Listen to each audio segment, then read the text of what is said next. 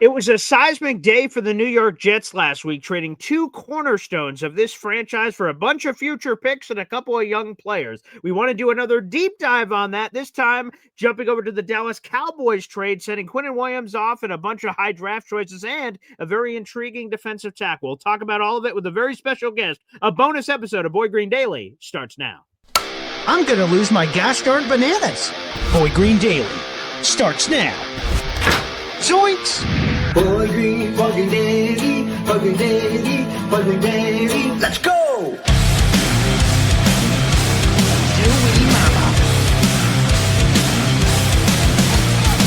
Put your seatbelts on. Get ready for the ride. We're the freaking New York Jets, so we're built for this shit.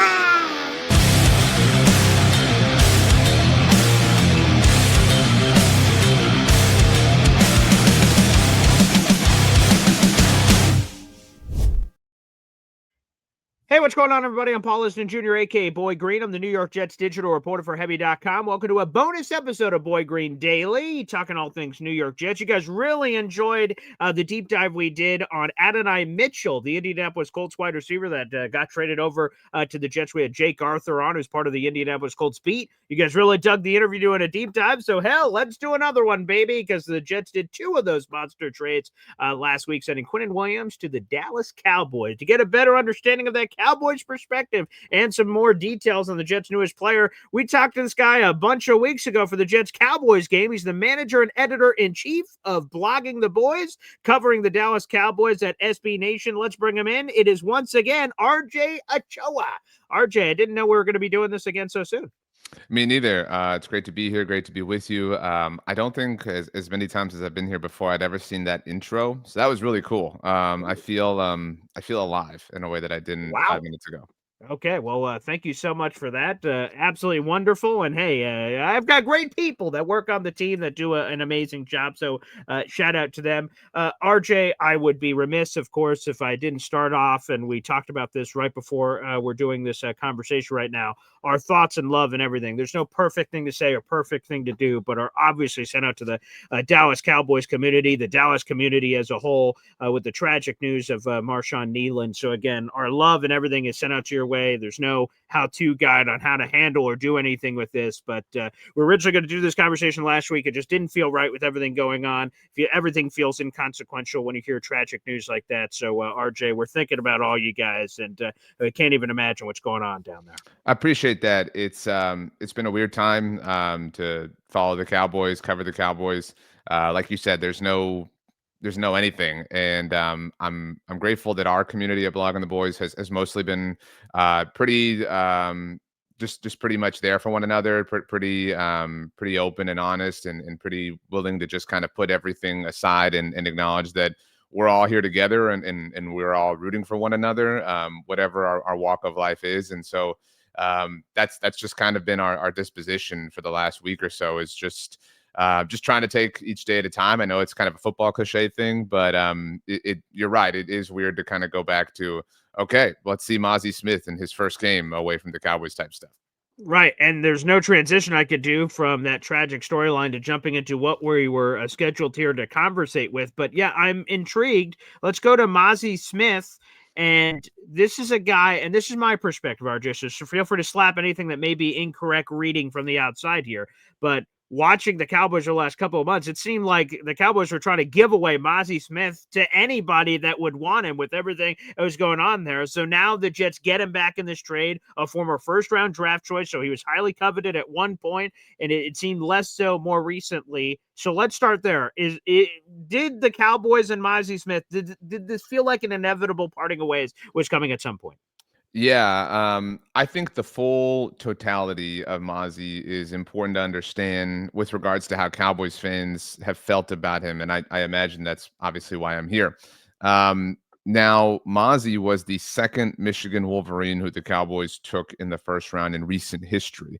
The first one being Taco Charlton, who they selected in the first round almost a decade ago in the 2017 NFL draft. And Taco never worked out. Taco never materialized. In fact, they cut him in the middle of their third season, which was actually the season that the Cowboys lost to Sam Darnold and the Jets. We talked about that last time I was here. Yeah, 2019. And when you get to the draft and the draft cycle and draft conversations, people talk so much about like don't scout the helmet, let those prejudices or biases go.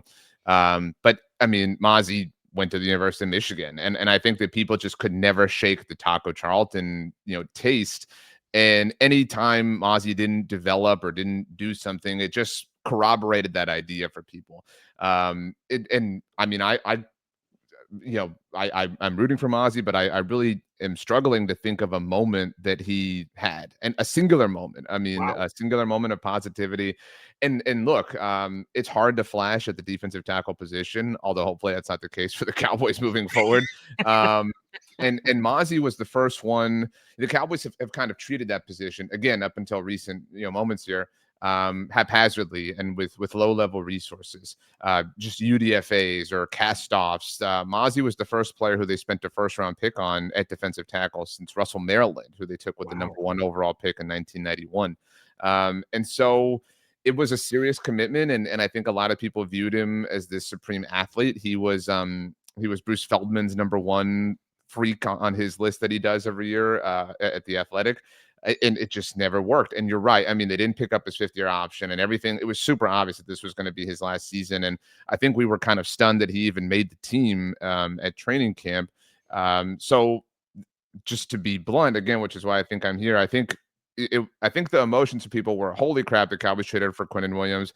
Wow. And the Jets took Mazi Smith. It really did kind of feel like that for a little while. So this is the same question I asked Jake Arthur. And shout out to Jake last week when that was part of the Colts trade. The Jets got a young player with some level of team control, and what does this guy have? And my question to him is the same question I'm going to ask to you. I asked him, well, what went wrong? Right. So you mentioned the scouting of the helmet and things of that nature, and your struggle to find even a singular moment that you went halfway decent. So what went wrong? Or did anything go right? Like why did it fail? Why did it not work with Dallas? Yeah, I don't think it was never like attitude or anything. I mean, you can argue that with other players in different situations. It just and you would think that, playing at for most of his career, along the same defensive front that featured Micah Parsons, that things would open up. And that was certainly our point of excitement when they drafted him. It just I hate to say things like he doesn't have the talent. It never showed itself, and he never really was able to capitalize on anything. And I think if you are looking for something to defend him, you can argue that he has had nothing but turnover at defensive coordinator. He was drafted in 2023. That was Dan Quinn's final season as the Cowboys defensive coordinator. And beyond the fact that he had Mike Zimmer as his defensive coordinator for last year, the Cowboys were, and we talked about this, I mean, in this toxic whirlwind that was completely self-induced by the front office. And so then Mike Zimmer was ousted. Mike McCarthy was ousted. In comes Brian Schottenheimer and Matt Eberflus. And so it is just constant learning of new things. And then the Micah stuff and how that sucked up all the oxygen in the room. And then, Osa Digizua playing well, getting a new contract, and everything seemingly just continuing to highlight how he was not Aaron Donald. I mean, that and everything just kind of, shown more and more attention on that. And look, the Jets play in the biggest media market in the world. And so with all due respect to that, playing for the Cowboys can be a little bit different.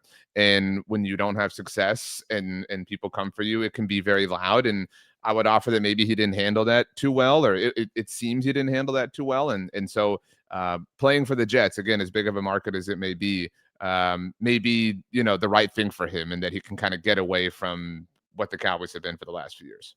So is there a chance? So you were sort of hinting at it, but I just want to ask it directly, that there could be a schematic element here, because sometimes we see that because and we've heard it, like Bryce Huff is a good example here locally, right? So he's this undrafted free agent for the Jets. He carves out, becomes this very interesting thing, and then he hits free agency, signs this massive deal with Philadelphia, the highest paid undrafted free agent of all time. That's a non-quarterback, goes to the Eagles. It's a disaster. It doesn't work at all in Philly. They still win a Super Bowl despite that. They trade him back to his old buddy Robert Saleh in San Francisco. Then all of a sudden he's showing signs of life again. So could it be a schematic thing here, where maybe a new situation beyond just the market change, maybe that could unlock something here with Mazi? Or are we grasping at straws here?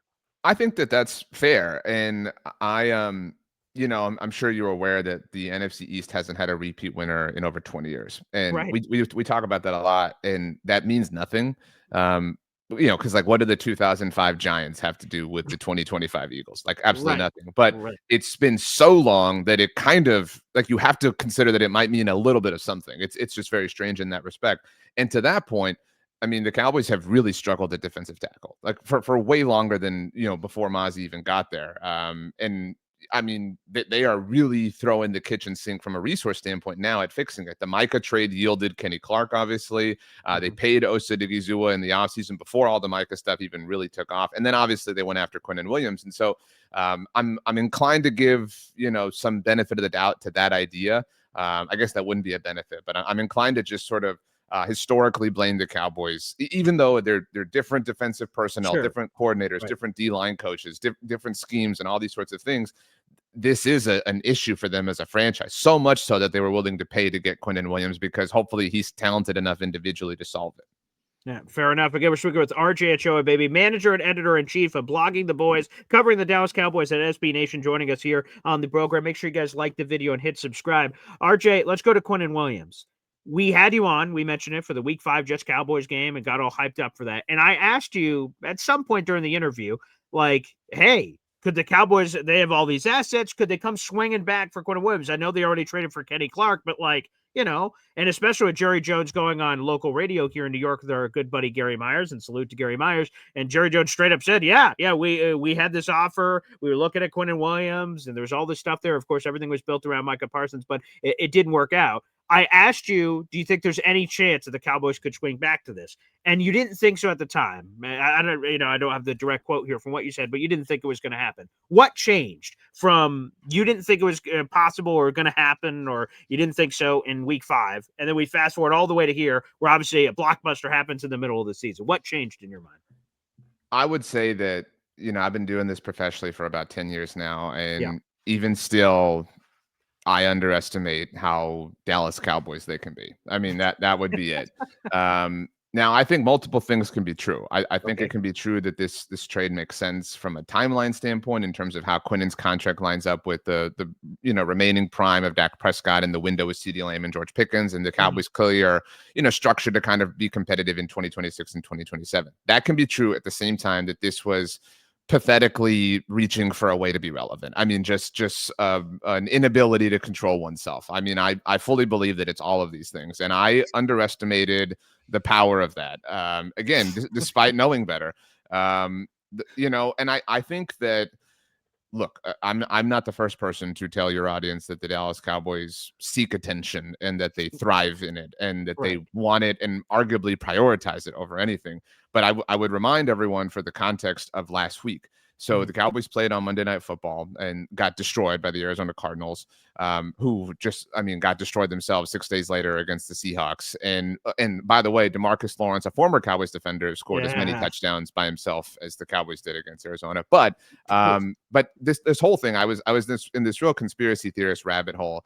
That Monday night game that Dallas played against Arizona was the first Monday night game in the middle of this YouTube TV, ESPN, or Disney dispute, whatever. I mean, so this was very clearly a magnet point for the suits that be to draw people in. Jerry also went on Stephen A. Smith's Sirius XM show on Monday and guaranteed, not even guaranteed, but just explained that the Cowboys had a trade. And it was so pathetic. It was so, Tinkerbell needs applause to live. Everybody, please look at me. And when we all woke up on Tuesday morning, the day of the deadline, at like 6:30 Central, so you were maybe on your first cup of coffee. The Cowboys had traded for Logan Wilson with the Cincinnati Bengals, and it was revealed later in the day that was the trade the Cowboys had consummated, that Jerry had consummated. But it was also reported in the aftermath of all of this that the Cowboys wanted Quincy Williams as well as Quinnen Williams. So that somewhat explains Jerry's I've got a trade done. There's a lot up in the air. Maybe this was, again, bartering with the Jets for the set of brothers, whatever. But I really think that, look, no team, that there is a significant difference between the Cowboys and Colts, who executed these two trades with the Jets. One is think what you will about Indianapolis, and I'm certain you're not rooting for them, but they are within strike. They're going to win their division, and they have a chance to go win the Super Bowl. The Cowboys do not. We can all square that in our minds.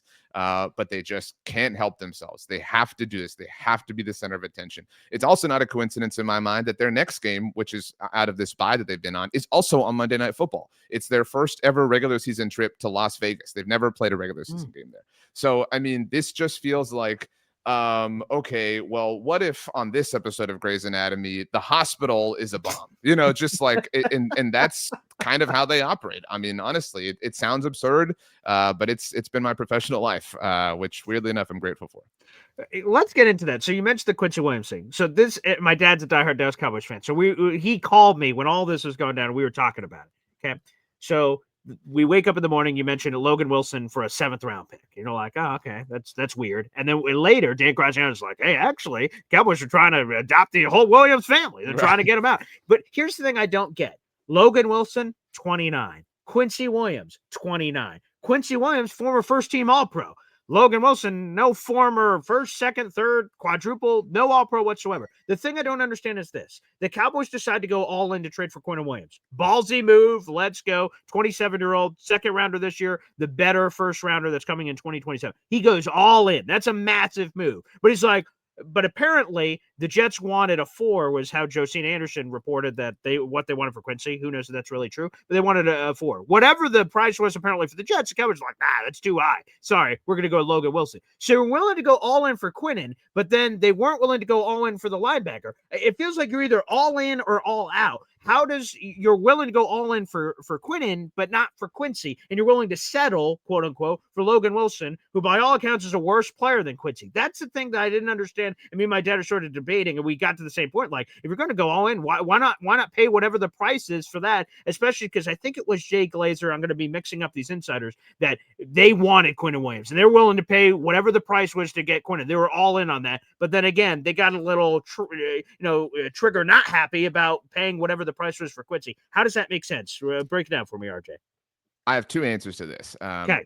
The first one is important to serve as a foundation, is that you can't draw a common denominator between the moves that the Cowboys make. And I don't say that to be funny or silly or hyperbolic. It's just simply the truth. And that's been, not that you're doing this, but a point of annoyance for me in general, but certainly over the last week, because and look, you can aggregate it out and say, this is what the Cowboys effectively traded Micah to the Packers, whatever, all these picks, Quinnen Williams, and that is technically the net yield or whatever. But this idea that this was some like grandmaster plan that they, hatched out, we're going to trade Micah and we're going to do this. But no, this is a team, and specifically an owner who obviously holds not even enormous power, the most power that any single individual does, that just operates how he feels.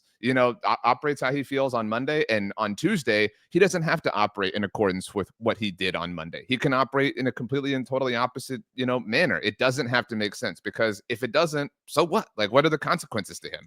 And I would offer just this year as an example, the Cowboys, you mentioned all in, which is a point of, a sore subject for all of us. But this year, which was the year following that line, the Cowboys sent their 3rd round pick, which I'll bring up in a moment, to the Steelers for George Pickens, who's in a contract year, who's represented by the same agency that represented Micah Parsons, which was such a point of contention that they had to trade away Micah himself. So that being said, they trade for George Pickens. That is by all accounts a 2025 move. That's purely about 2025. And then a few months later, trade away Micah Parsons, something they did 365 days after giving CeeDee Lamb and Dak Prescott 11th hour deals. None of these things, the verbiage I use often is they don't have a singular North Star. I'm fine if you have one and I disagree with it. If you're moving in one direction, even if it's not the direction I believe you should be going in, at least all of your efforts, all of your energy is concentrated towards one goal, which I would argue the Jets have finally firmly established, even if it's something people are disagreeable with right now. So that's the first thing you have to understand, is because it's a fair question to be like, well, this doesn't make sense. Why not do this? Because it doesn't have to make sense. But the other thing is that I mentioned George Pickens. They obviously gave up their 2nd round pick in 2026 in the Quinnen trade. They don't have their 3rd round pick because of the George Pickens trade. If they had to give up their 4th round pick, then you're talking about a team that would have 2 first round picks, but would not have picked again in 2026 until the 5th round. Okay, that makes sense. All right, so I appreciate that explanation here. So now that we're looking here with the Cowboys offer here to the Jets, the Jets' perspective here. So Quinnen Williams was unhappy behind the scenes and a little bit publicly, but mostly behind the scenes. And the value of what Quinnen Williams was in Jetsland was all over the place because Quinnen wasn't having the best year this year. And, he had a couple of years left on his deal. NFL insider Connor Hughes of SNY reported from what he had heard from other teams calling the Jets is they thought, and this is like, I don't know, a month ago or something, they thought the value for Quinnen was maybe a second-round pick because of all the extra curricular factors that were at play. And I'm like, a second-round pick? That's it? Like, that seems kind of low. And then people kept talking and said, maybe a first. We'll see what happens. So now, ultimately, the price is a second-round pick for the Cowboys in 2026 and the better first-rounder because they have, of course, their own, and then the Green Bay Packers first-round pick. So whichever pick ends up being the best, the Jets end up getting that. And Mazi Smith, who's included in the deal. Let's throw that in. So, RJ, from the Cowboys' perspective, on the price that you had to pay for Quinnen, who, again, terrific player, former first-team All-Pro, 27-year-old, what do the Cowboys do? The Cowboys play, woohoo, we got a steal, or geez, we gave up too much, or just right on the porridge temperature? Yeah, the Goldilocks hypothesis. I do think, first of all, that the Cowboys, no pun intended, paid a price for their own Micah trade. I think we can all acknowledge that Micah went for far less than he should have, than he would have if an adult were running the show. And I think that's evidenced. I think the Jets benefited from that twice over by way of the Sauce Gardner trade and obviously now the Quinnen trade.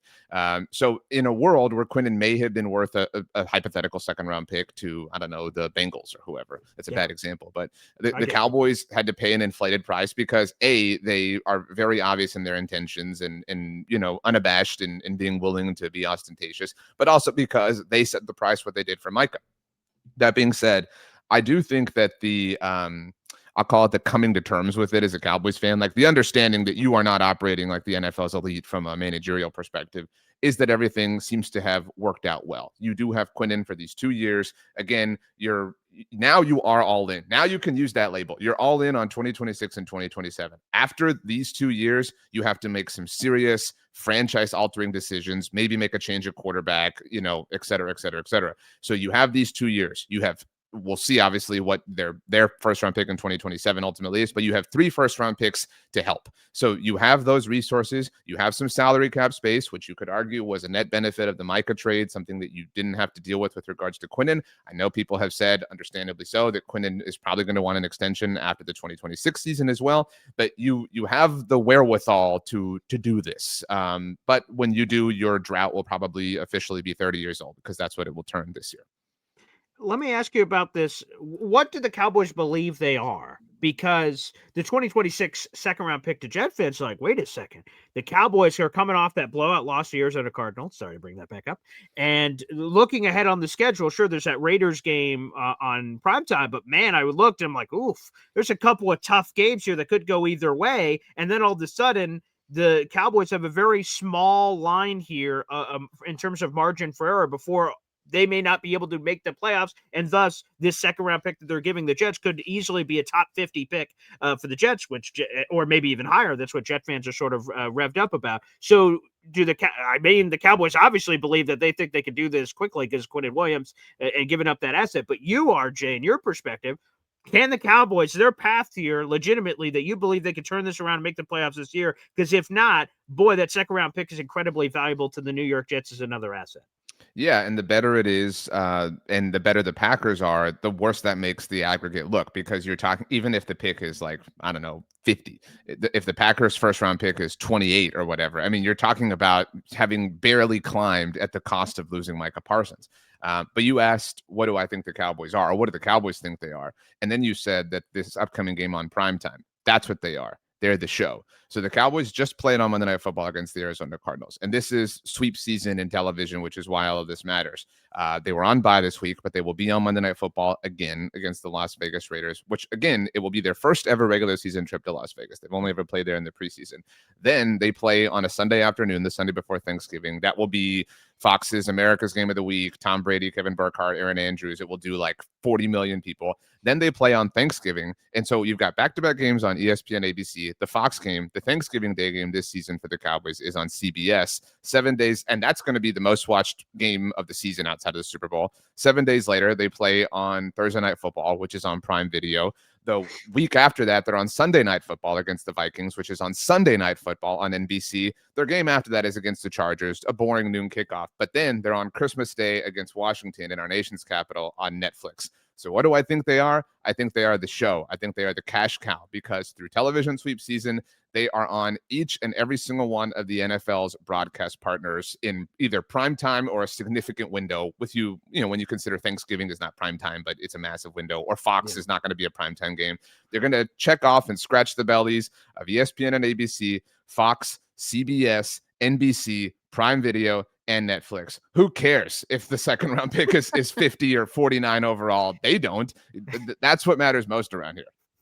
That's important to note. RJ, in conclusion, a lot of Jet fans are going to be tuning into this episode. They are rooting for Quinnen on the most part. He was the second longest tenured player on the team. It's been a lot of losing, so they're hoping for him to turn it around, I'm sure, as long as the Cowboys aren't playing the Jets, which had already happened, so they're rooting for that. But a lot of people are going to be tuning into this to hear whatever juice is possible on Mazi Smith. Do you have any advice, tips, or anything else on the Mazi thing that I didn't ask you that Jet fans should know as they're about to embark? They just experienced his debut. He was it looked like he was starting right up next to Harrison Phillips. They're on the defensive line. The Jets now have all kinds of reps to go around at defensive tackle. So no matter what, Mazi is going to be getting reps, and we're going to find out whatever he is with the Jets. But anything else on Mazi Smith you want to tell Jet fans before the conclusion of our chat? I say this with all due respect, because I am rooting for Mazi. I would love to see him turn it around.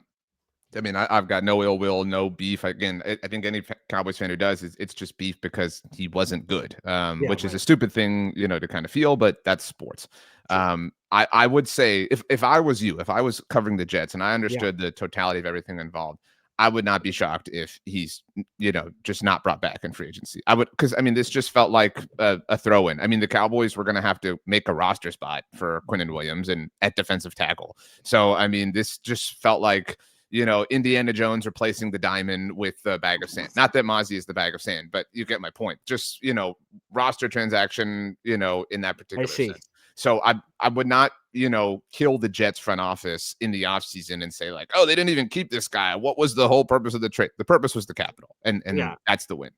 Okay, fair enough. I appreciate the blunt honesty, RJ. Obviously, good luck the rest of the season. We've already played our game, and I mean it this time. I definitely didn't mean it before week 5. That didn't matter anyway, because the Cowboys blew out the New York Jets. But I do mean it this time for the rest of the season, and for my old man who's a diehard Dallas Cowboys fan. And best wishes moving forward, RJ. And I always appreciate us being able to chime in for all these Jets-Cowboys stories. Who knows what's next?